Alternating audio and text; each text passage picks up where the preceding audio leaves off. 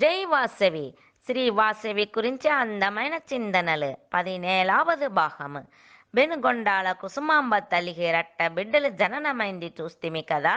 10 దినాలు పరమానందం కలిగి ఉండ్రి. 11వ రోజు నామకరణ మహోత్సవం ఎంతో గొప్పగా అయింది.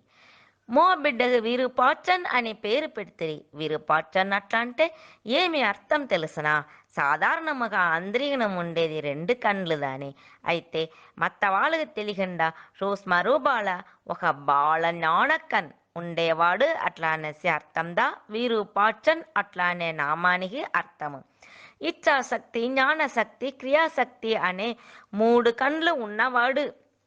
అట్లా అనేసి కూడా దీనికి అర్థము ఉంది అనేరు. విరూపాక్షన్ అట్లా అంటే సూక్ష్మ రూపాల ఇంకో కన్ను ఎక్స్ట్రాగా ఉండేవాడు అట్లా అనేసి సురుకంగా అర్థం. ఆడబిడ్డకి వాసవి అని నామకరణం అయింది. వాసవి అట్లా అంటే అంతా తావును నిండి ఉన్న భావం, సర్వవ్యాపకంగా ఉండే శక్తి అట్లా అనేసి అర్థం. శ్రీకృష్ణుని వాసుదేవన్ అట్లా అనేసి పిలిచాము కదా. విశ్వరూప దర్శనని కదా వాసుదేవుడు అట్లా అనేసి నామార్థం. అంతా తావు ఉండేవాడు అట్లా అనేసి కృష్ణుని వాసుదేవుడు నామం అంటే చెప్పప్పుడు ఆ వాసు అట్లా అనేది ఏమర్థమో అదే అర్థం శ్రీ వాసవికి వస్తుంది. అవును, వాసవి అట్లా అంటే అండ సరాసరమంతా పరవి ఉండే శక్తి అట్లా అనేసి అర్థం. కుసుమ దంపతులు కృతజ్ఞతతో ముక్కుపడిలంతా సల్లించిత్తిరి. బిడ్డలు 2 బంగారు గడ్డలుగా పెరుగుతిరి. వాళ్ళని చూసిన కండ్లు పూలుగాను, వాళ్ళ మాట్లాడులంతా వినిన చెవులు తేనె గిన్నెగానం అయింది. 2 బిడ్డలను పెరగను వాళ్ళ తేజస్సుని చూసిన వాళ్ళంతా బ్రహ్మించిత్తిరి. బిడ్డల ఆటతో విద్యా జ్ఞానము, గీత జ్ఞానము, భక్తి జ్ఞానము అట్లానేసి ఎంతో జ్ఞానములు కలిగి దినానిగా ఆశ్చర్యములు కలిగినట్లు అందంగా పెరుగుతిరి. నామకరణము ఉత్సవము అనగా దినము ఒక వైభవంగా ఆ బిడ్డలు చేసింది చూసి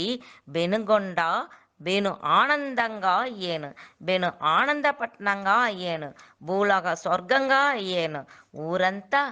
మానే మరకద మయిలే పొరయ్యను మలయే ஞானமென்னும் வாரிதியே கருணா நதியே மதி வதன கலாநிதியே வானே அதிலெழும் ஒளியே அருளெளி மருவும்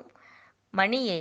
வாதனை தீர்த்தருள் வாரி சமீந்திடும் வாணி மனோன்மணி தேனே తీంగలై రసమే సువైమిగు తేంకనియే అముదే అట్లానేసి కొంజి కొంజి కొంజి ఆనందము పొందుండ్రి. మళ్ళీ రేపు చూస్తాం. జై వాసవి. లోక సమస్త సుఖినో భవంతు. ఓం ఓం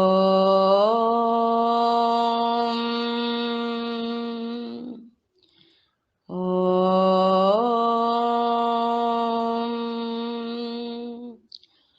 శుక్లాంబరధరం విష్ణుం శశివర్ణం చతుర్భుజం ప్రసన్నవదనం ధ్యాయేత్ సర్వవిఘ్నోపశాంతయే. గురుర్బ్రహ్మా గురుర్విష్ణుః గురుర్దేవో మహేశ్వరः గురుర్సాక్షాత్ పరం బ్రహ్మ తస్మై శ్రీ గురవే నమః. பொற்சலங்கை குலுங்கவரும் பாலகணபதி பொங்குமின்பம் தந்தருள்வாய் எந்த நாளுமே. பொற்சலங்கை குலுங்கவரும் பாலகணபதி பொங்குமின்பம் தந்தருள்வாய் எந்த நாளுமே. தருணத்திலே நம்மை காக்கும் தருண கணபதி, தருணத்திலே நம்மை காக்கும் தருண கணபதி, சங்கடங்கள் தீர்த்து வைக்கும் சதுர்த்தி கணபதி, சங்கடங்கள் தீர்த்து வைக்கும் சதுர்த்தி கணபதி. நர்தனமே ஆடுகின்ற நர்தன கணபதி, நர்தனமே ஆடுகின்ற நர்தன கணபதி, நன்மை பல செய்கின்ற நவநீத கணபதி, நன்மை பல செய்கின்ற நவநீத கணபதி. வல்லமையே தான் தருவாய் வல்லப கணபதி, வல்லமையே தான் தருவாய் வல்லப கணபதி வரம் தந்து நம்மை காக்கும் வாதாபி கணபதி வரம் தந்து நம்மை காக்கும் வாதாபி கணபதி மங்களமே தந்திடுவாய் பிங்கள கணபதி மங்களமே தந்திடுவாய் பிங்கள கணபதி பிள்ளை வரம் தந்திடுவாய் சந்தான கணபதி பிள்ளை வரம் தந்திடுவாய் சந்தான கணபதி உயிர்களையே காத்து நிற்கும் ஊர்துவ கணபதி உயிர்களையே காத்து நிற்கும் ஊர்துவ கணபதி சிந்தையிலே குடியிருக்கும் உச்சிஷ்ட கணபதி சிந்தையிலே குடியிருக்கும் உச்சிஷ்ட கணபதி பொற்சலங்கை குலுங்க வரும் பால கணபதி பொங்கும் இன்பம் தந்தருள்வாய் எந்த நாளுமே தருணத்திலே நம்மை காக்கும் தருண கணபதி தருணத்திலே நம்மை காக்கும் தருண கணபதி சங்கடங்கள் தீர்த்து வைக்கும் சதுர்த்தி கணபதி சங்கடங்கள் தீர்த்து வைக்கும் சதுர்த்தி கணபதி वासव्यै च विद्महे कुसुमपुत्र्यै च धीमहि तन्नो कन्यका प्रचोदयात् वासव्यै च विद्महे कुसुमपुत्र्यै च धीमहि तन्नो कन्यका प्रचोदयात् वासव्यै च विद्महे कुसुमपुत्र्यै च धीमहि तन्नो कन्यका प्रचोदयात् श्रीललिता सहस्रनाम स्तोत्रम् ध्यानम् सिन्दूरारुण विग्रहां त्रिनयनां माणिक्यमौळी स्फुरत् तारानायक शेखरां स्मितमुखीं आपीन वक्षोरुहां पाणिभ्यामलिपूर्णरत्नचषकं रक्तोत्पलं बिभ्रतीं सौम्यां रत्नघटस्थरक्तचरणां ध्यायेत् परामम्बिकाम् अरुणां करुणातरङ्गिताक्षीं धृतपाशाङ्कुशपुष्पबाणचापाम् अणिमादिभिरावृतां मयूकैः अहमित्येव विभावये भवानीं ध्यायेत् पद्मासनस्तां विकसितवदनां पद्मपत्रायताक्षीं हेमाभां पीतवस्त्रां करकलितलसत्हेमपद्माम्बराङ्गीं सर्वालङ्कारयुक्तां सततमभयतां भक्तनम्रां भवानीं श्रीविद्यां शान्तमूर्तिं सकलसुरनुतां सर्वसम्पत्प्रदात्रीं सकुङ्कुमविलेपनामलिकचुम्बिकस्तूरिकां समन्तहसिते क्षणां शचरचापपाशाङ्कुशाम् अशेषजनमोहिनीम् अरुणमाल्यभूषाम्बरां जपाकुसुमभासुरां जपविधौ स्मरेदम्बिकाम् ॐ ऐं ह्रीं श्रीं श्रीमाता श्रीमहाराज्ञी श्रीमत्सिंहासनेश्वरी चिदग्निकुण्डसम्भूता देवकार्यसमुद्यता ओद्यद्भानुसहस्राभा चतुर्बाहुसमन्विता रागस्वरूपपाषाढ्या क्रोधाकाराङ्कुशोज्ज्वला मनोरूपेक्षुकोदण्डा पञ्चतन्मात्रसायका निजारुणप्रभापूरमज्जद्ब्रह्माण्डमण्डला चम्पकाशोकपुन्नाग सौगन्धिकलसत्कचा कुरुविन्दमणिश्रेणी कनत्कोटीरमण्डिता अष्टमी चन्द्रविभ्राज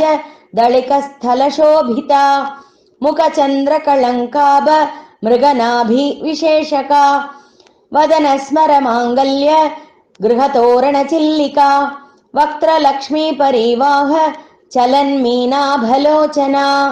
नवचम्पकपुष्पाभ नासादण्डविराजिता ताराकान्तितिरस्कारी नासाभरणभासुरा कदम्बमञ्जरी क्लुप्त कर्णपूरमनोहर ताटङ्गयुगलीभूत तपनोडुपमण्डल पद्मरागशिलादर्श परिभाविकपोलभूः नवविद्रुमबिम्बश्री न्यक्कारीरदनच्छद शुद्धविद्याङ्कुराकार द्विजपङ्क्तिद्वयोज्ज्वल कर्पूरवीटिकामोद समाकर्षदिकन्दर निजसल्लाभमाधुर्य विनिर्भत्सितकच्छपि मन्दस्मितप्रभापूर मज्जत्कामेशमानसा अनाकलितसादृश्य चिबुकश्रीविराजिता कामेशबद्धमाङ्गल्य सूत्रशोभितकन्दर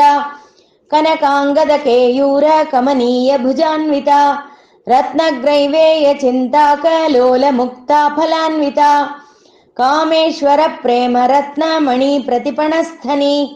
नाभ्यालवालरोमाली लताफलकुचद्वयी लक्षरोमलताधारता समुन्नेयमध्यमा स्तनभारदळन्मध्य पट्टबन्धवलित्रया अरुणारुणकौशुम्ब वस्त्रभास्वत्कटीतटी रत्नकिङ्किणिकारम्य रशनादामभूषिता कामेशज्ञातसौभाग्यमार्दवोरुद्वयान्विता माणिक्यमुकुटाकार जानुद्वयविराजिता इन्द्रगोपपरिक्षिप्त स्मरतूणा भजङ्गिका गूढगुल्फा कूर्मपृष्ठ जयिष्णुप्रभदान्विता नकदीदिति सञ्चन्न नमज्जनतमो गुणा पदद्वयप्रभाजाल पराकृतसरोरुहा सिञ्जानमणिमञ्जीर मण्डितश्रीपदाम्बुजा मराळी मन्दगमना महालावण्यशेवदिः सर्वारुणानवत्याङ्गी सर्वाभरणभूषिता शिवकामेश्वराङ्कस्ता शिवा स्वाधीनवल्लभा सुमेरुमध्यशृङ्गस्था श्रीमन्नगरनायिका चिन्तामणिगृहान्तस्था पञ्चब्रह्मासनस्थिता महापद्माटवी संस्था कदम्बवनवासिनी सुधासागरमध्यस्था कामाक्षी कामदायिनी देवर्षिगणसङ्गातस्तूयमानात्मवैभवा भण्डासुरवधोत्युक्त शक्तिसेना समन्विता सम्पत्करी समारूढ सिन्दूरव्रजसेविता अश्वारूढाधिष्ठिताश्वकोटिकोटिभिरावृता चक्रराजरथारूढ सर्वायुधपरिष्कृता गेयचक्ररथारूढ मन्त्रिणी परिसेविता किरिचक्ररथारूढ दण्डनाथा पुरस्कृता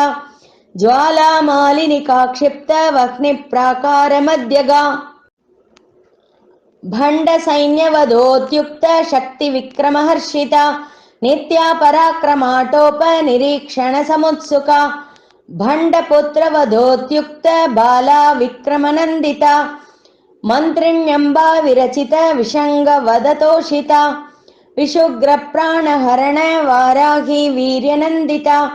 कामेश्वरमुखालोक कल्पित श्रीगणेश्वर महागणेश निर्भिन्न विघ्नयन्त्रप्रहर्षिता भण्डासुरेन्द्र निर्मुक्त शस्त्र प्रत्यस्त्रवर्षिणी कराङ्कुलिनकोत्पन्न नारायण दशाकृतिः महापाशुपतास्त्राग्नि निर्दग्धासुर सैनिका कामेश्वरास्त्र निर्दग्ध सबण्ढासुर शून्यका ब्रह्मोपेन्द्र महेन्द्रादि देव संस्तुत वैभवा हरनेत्राग्नि संदग्ध काम संजीवनौषधिः श्रीमद्वाग्भवकूटैक स्वरूप मुख पंकजा कंठादक्कटिपर्यंत मध्यकूट स्वरूपिणी शक्तिकूटैकतापन्न कट्यधो भागधारिणी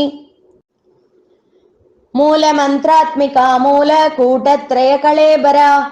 कुलामृतैक रसिका कुलसंकेतपालिनी कुलांगना कुलांतस्था कौलिनी कुलयोगिनी अकुला समयांतस्था समयाचार तत्परा मूलाधारैक निलया ब्रह्मग्रंथि विभेदिनी मणिपूरान्तरुदिता विष्णुग्रंथि विभेदिनी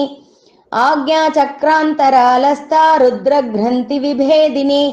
सहस्राराम्बुजारूढा सुधासाराभिवर्षिणी तटिल्लता समरुचिः षट्चक्रोपरि संस्थिता महाशक्तिः कुण्डलिनी बिसतन्तूतनीयसी भवानी भावनागम्या भवारण्यकुटारिका भद्रप्रिया भद्रमूर्तिर्भक्तसौभाग्यदायिनी भक्तिप्रिया भक्तिगम्या भक्तिवश्या भयापहा शाम्भवी शारदाराध्या शर्वाणी शर्मदायिनी शाङ्करी श्रीकरी साध्वी शरच्चन्द्रनिभानना शातोदरी शान्तिमती निराधारा निरञ्जना निर्लेपा निर्मला नित्या निराकारा निराकुला निर्गुणा निष्कला शान्ता निष्कामा निरुपप्लवा नित्यमुक्ता निर्विकारा निष्प्रपञ्चा निराश्रया नित्यशुद्धा नित्यबुद्धा निरवध्या निरन्तरा निष्कारणा निष्कळङ्का निरुपाधिर्निरीश्वरा नीरागारागमतनी निर्मदा मदनाशिनी निश्चिन्ता निरहङ्कारा निर्मोहा मोहनाशिनी निर्ममा ममता हन्त्री निष्पापा पापनाशिनी निष्क्रोधा क्रोधशमनी निर्लोभा लोभनाशिनी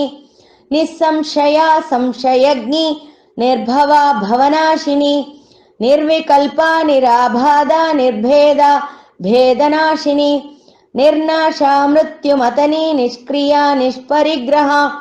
निस्तुला नीलचिकुरा निरपाया निरत्यया दुर्लभा दुर्गमा दुर्गा दुःखहन्त्री सुखप्रदा दुष्टदूरा दुराचार शमनी दोषवर्जिता सर्वज्ञा सान्द्रकरुणा समानाधिकवर्जिता सर्वशक्तिमयी सर्वमङ्गला सद्गतिप्रदा सर्वेश्वरी सर्वमयी सर्वमन्त्रस्वरूपिणी सर्वयन्त्रात्मिका सर्वतन्त्ररूपा मनोन्मणि माहेश्वरी महादेवी महालक्ष्मीर्मृडप्रिया महारूपा महापूज्या महापातकनाशिनी महामाया महासत्त्वा महाशक्तिर्महारतिः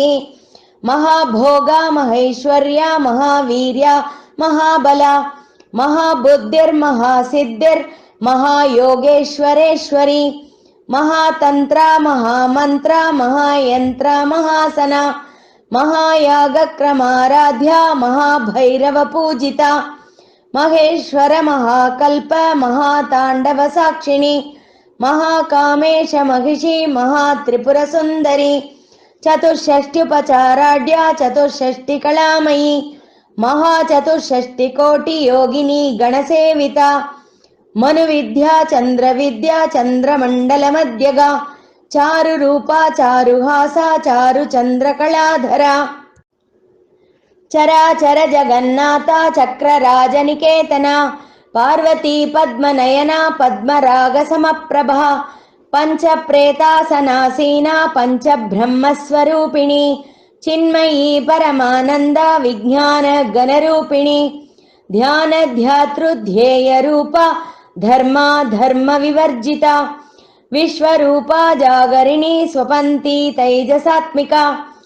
सुप्ता प्राज्ञात्मिका तुर्या सर्वावस्था विवर्जिता सृष्टिकर्त्री ब्रह्मरूपा गोप्त्री गोविन्दरूपिणी संहारिणी रुद्ररूपा तिरोधानकरीश्वरी सदा शिवानुग्रहता पञ्चकृत्यपरायणा भानुमण्डलमध्यस्था भैरवी भगमालिनी पद्मासना भगवती पद्मनाभसगोदरी उन्मेषनिमिषोत्पन्न विपन्न भुवनावळी सहस्रशीर्षवदना सहस्राक्षी सहस्रपात् आब्रह्मकीटजननी वर्णाश्रमविधायिनी निजाज्ञारूपनिगमा पुण्या पुण्यफलप्रदा श्रुतिसीमन्तसिन्दूरी कृतपादाब्जधूलिका सकलागमसन्दोह शुक्तिसम्पुटमौक्तिका पुरुषार्थप्रदा पूर्णा भोगिनी भुवनेश्वरी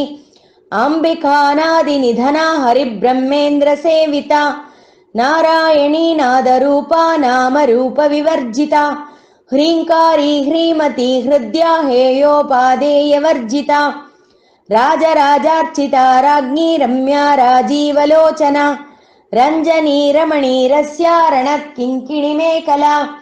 रमा रागेन्दुवदना रतिरूपा रतिप्रिया रक्षाकरी राक्षसज्ञी रामा रमणलम्पटा काम्या कामकलारूपा कदम्बकुसुमप्रिया कल्याणी जगती कन्दा करुणा रससागरा कलावती कलालापा कान्ता कादम्बरी प्रिया वरदा वामनयना वारुणी मदविह्वला विश्वाधिका वेदवेद्या विन्ध्याचलनिवासिनी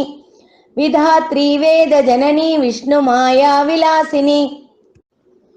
क्षेत्रस्वरूपा क्षेत्रेशी क्षेत्र क्षेत्रज्ञपालिनी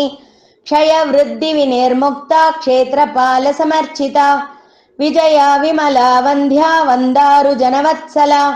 वाग्वादिनी वामकेशी वह्निमण्डलवासिनी भक्तिमत्कल्पलतिका पशुपाश विमोचिनी संहृता शेषपाषण्डा सदाचार प्रवर्तिका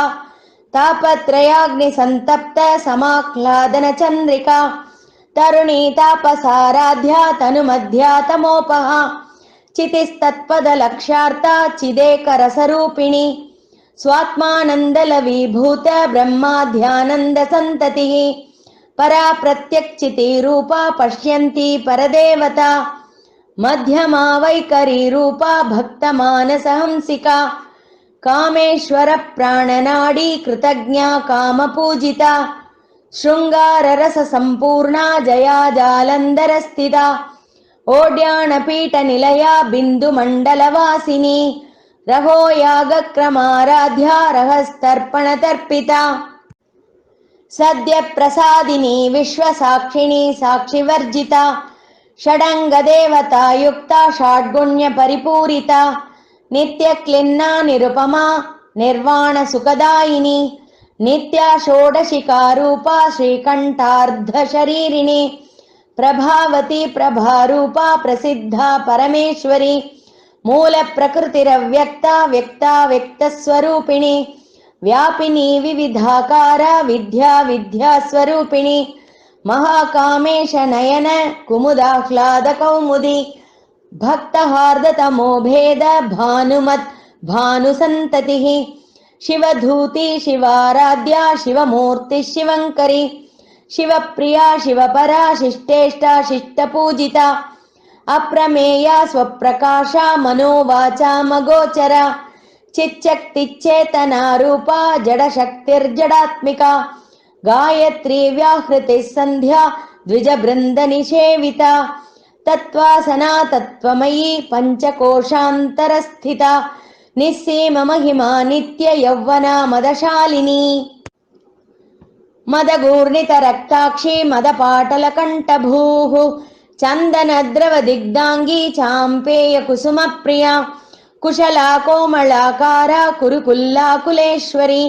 कुलकुण्डालया कौळमार्गतत्परसेविता कुमारगणनाथाम्बा तुष्टिः पुष्टिर्मतिर्धृतिः शान्ति स्वस्तिमती कान्तिर्नन्दिनी विघ्ननाशिनी तेजोवती त्रिनयना लोलाक्षी कामरूपिणी मालिनी हंसिनी माता मलयाचलवासिनी सुमुखी नलिनी सुब्रूः शोभना सुरनायिका कालकण्ठी कान्तिमती क्षोभिनी सूक्ष्मरूपिणी वज्रेश्वरी वामदेवी वयोवस्था विवर्जिता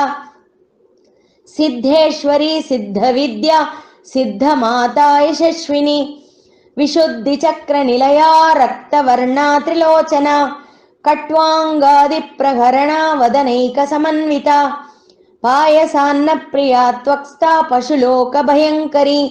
अमृतादिमहाशक्ति संवृता डाकिनीश्वरी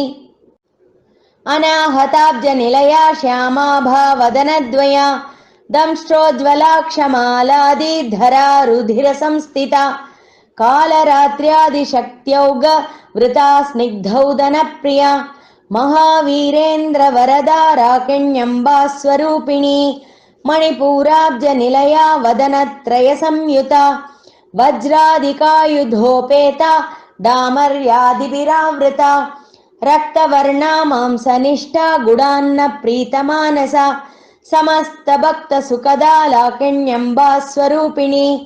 स्वाधिष्ठानाम्बुजगता चतुर्वक्त्रमनोहरा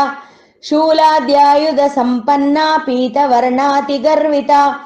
मेधोनिष्ठा मधुप्रीता बन्धिन्यादिसमन्विता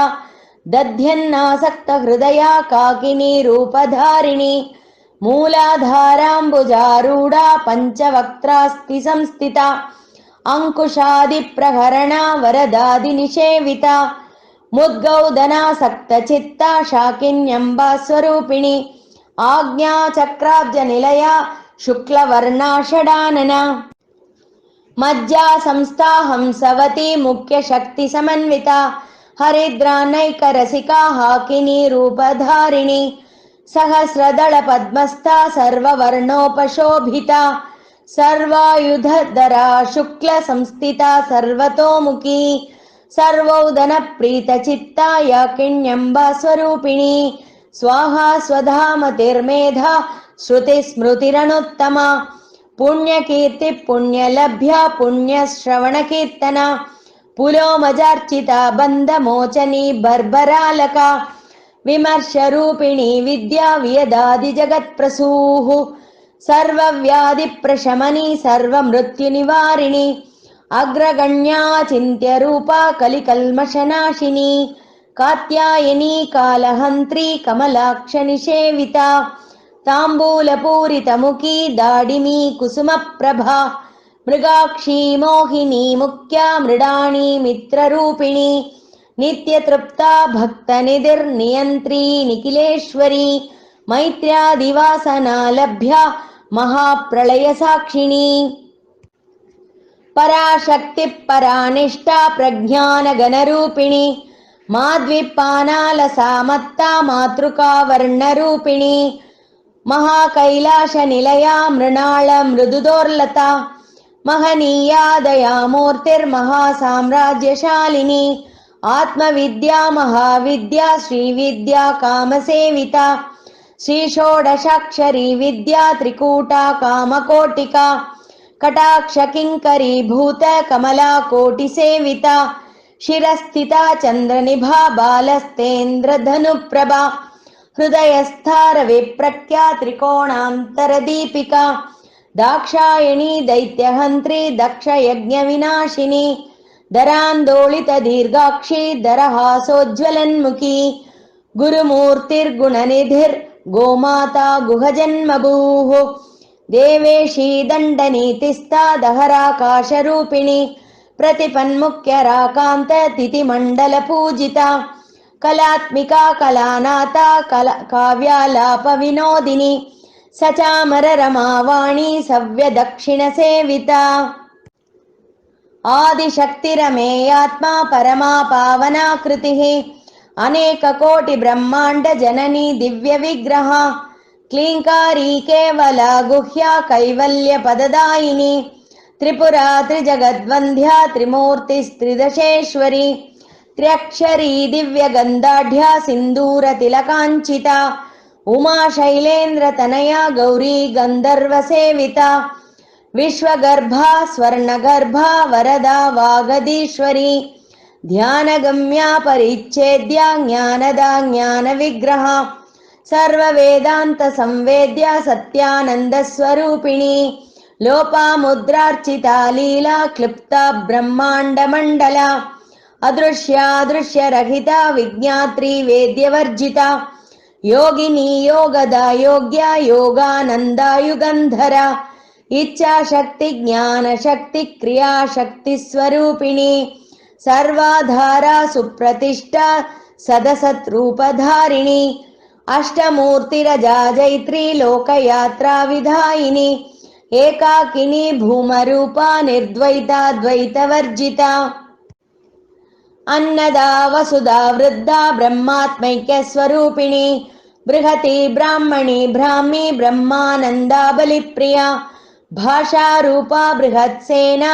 भावा भावविवर्जिता सुकाराध्या शुभकरी शोभना सुलभा गतिः राजराजेश्वरी राज्यदायिनी राज्यवल्लभा राजत्कृपा राजपीठ निवेशित निजाश्रिता राज्यलक्ष्मी कोशनाथा चतुरङ्गबलेश्वरी साम्राज्यदायिनी सत्यसन्धा सागरमेखला दीक्षिता दैत्यशमनी सर्वलोकवशङ्करी सर्वार्थदात्री सावित्री सच्चिदानन्दरूपिणी देशकालापरिच्छिन्ना सर्वगा सर्वमोहिनी सरस्वती शास्त्रमयी गुहाम्बा गुह्यरूपिणी सर्वोपाधिविनिर्मुक्ता सदा शिवपतिव्रता सम्प्रदायेश्वरी साध्वी गुरुमण्डलरूपिणी कुलोत्तीर्णा भकाराध्या माया मधुमतीमही गणाम्बा गुह्यकाराध्या कोमलाङ्गी गुरुप्रिया स्वतन्त्रा सर्वतन्त्रेशी दक्षिणामूर्तिरूपिणी सनकादिसमाराध्या शिवज्ञानप्रदायिनी चित्कलानन्दकलिका प्रेमरूपा प्रियङ्करी नामपारायणप्रीता नन्दिविद्यानटेश्वरी मिथ्या जगदधिष्ठाना मुक्तिदा मुक्तिरूपिणी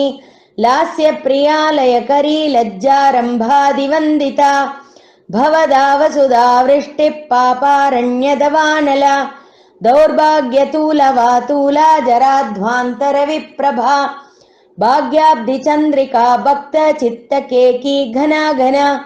रोगपर्वतदम्बोळिर्मृत्युदारुकुटारिका महेश्वरी महाकाली महाग्रासा महासना अपर्णा चण्डिका चण्डमुण्डा सुरनिषूधिनी क्षराक्षरात्मिका सर्वलोकेशी विश्वधारिणी त्रिवर्गदात्री शुभगा त्र्यम्बका त्रिगुणात्मिका स्वर्गापवर्गदा शुद्धा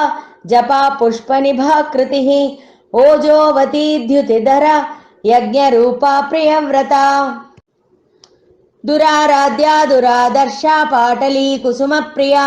महती मेरुनिलया मन्दारकुसुमप्रिया वीराराध्या विराट्रूपा विरजा विश्वतोमुखी प्रत्यक्रूपा पराकाशा प्राणदा प्राणरूपिणी मार्ताण्डभैरवाराध्या मन्त्रिणी न्यस्तराज्यधूः त्रिपुरेशी जयत्सेना निस्त्रैगुण्या परापरा सत्यज्ञानानन्दरूपा सामरस्यपरायणा कबर्धिनी कलामाला कामधुक् कामरूपिणी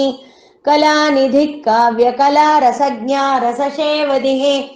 पुष्टा पुरातना पूज्या पुष्करा पुष्करेक्षणा परञ्ज्योतिः परन्धाम परमाणुः परात्परा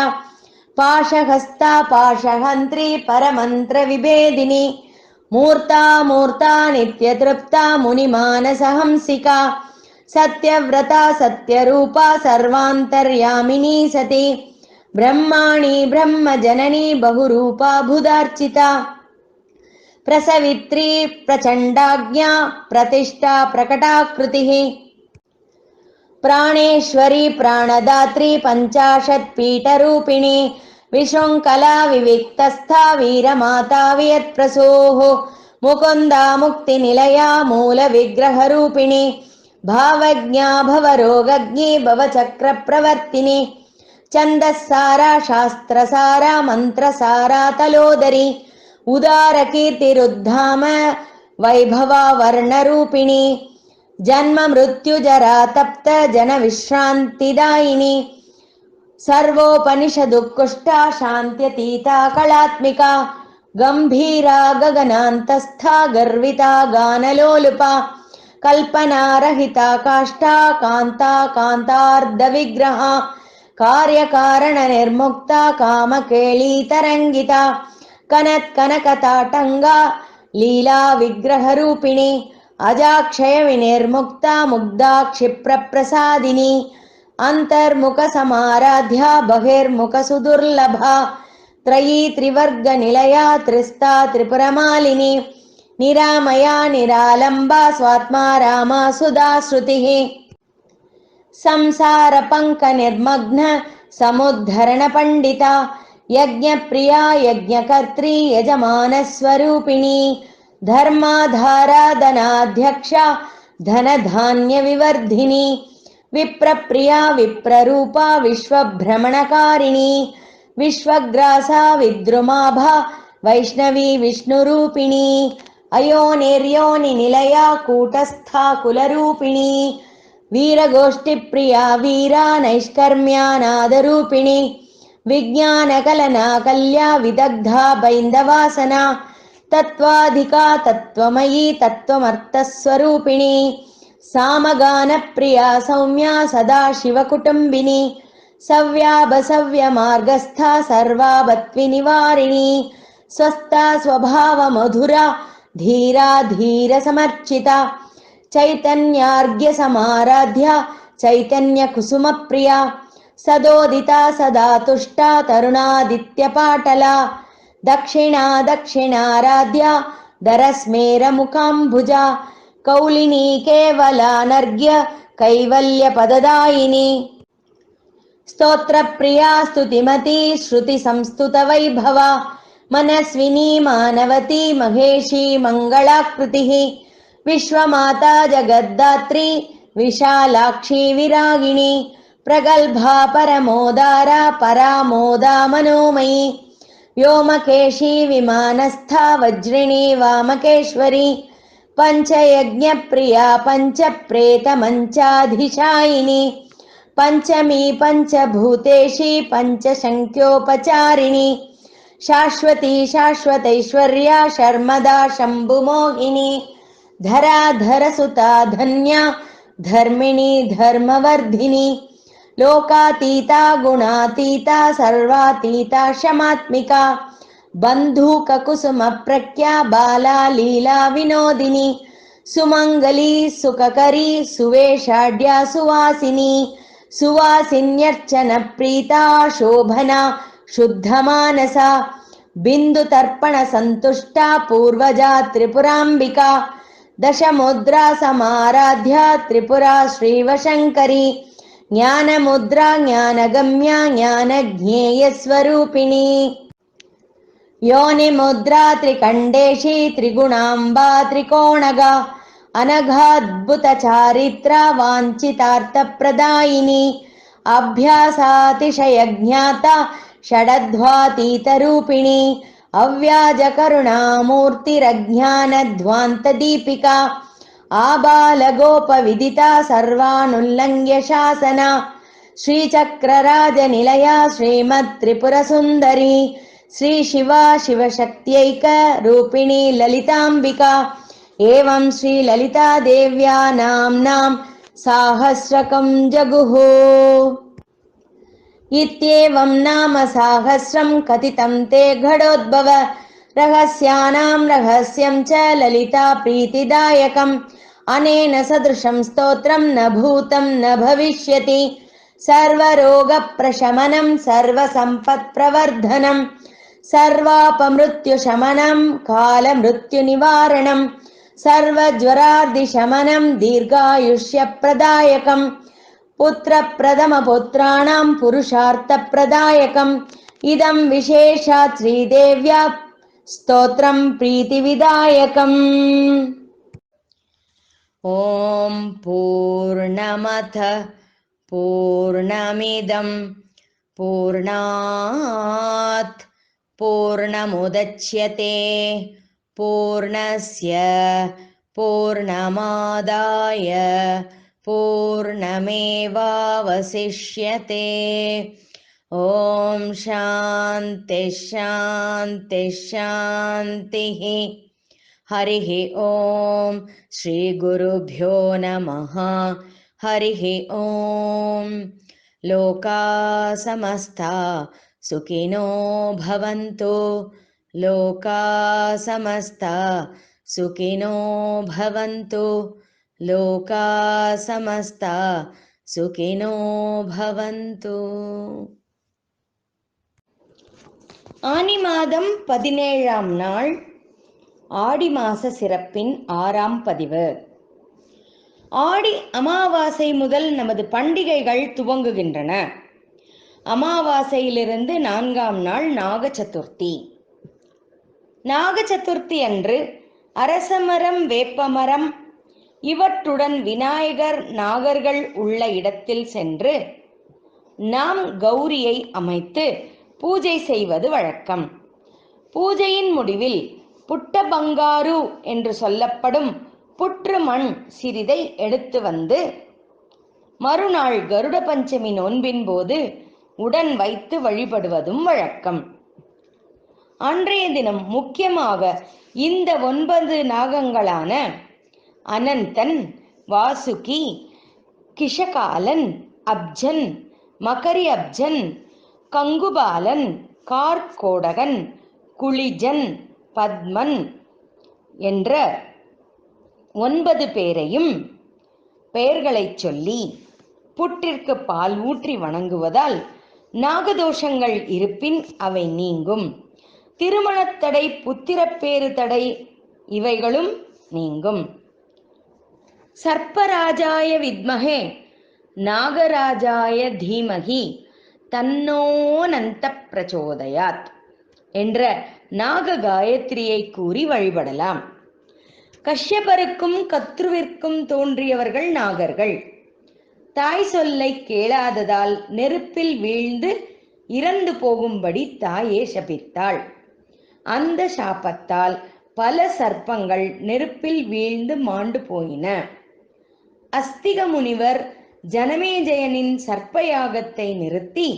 சாபத்தை அகற்றினார். புத்திரப்பேறு உண்டாக நாகப்பிரதிஷ்டை செய்யும்படி சிலர் அறிவுறுத்துவதும் உண்டு. ஆகையால் கருட பஞ்சமிக்கு முன்தினமான நாக சதுர்த்தி அன்று நாகர்களுக்கு பூஜை செய்து அனைத்து தோஷங்களினின்றும் அனைத்து தடைகளினின்றும் விடுதலை பெற்று வாழ்வில் வளம் பெறலாம். நன்றி, வணக்கம். சுபம் சுபம் சுபம். மற்றவை நாளை பார்க்கலாம்.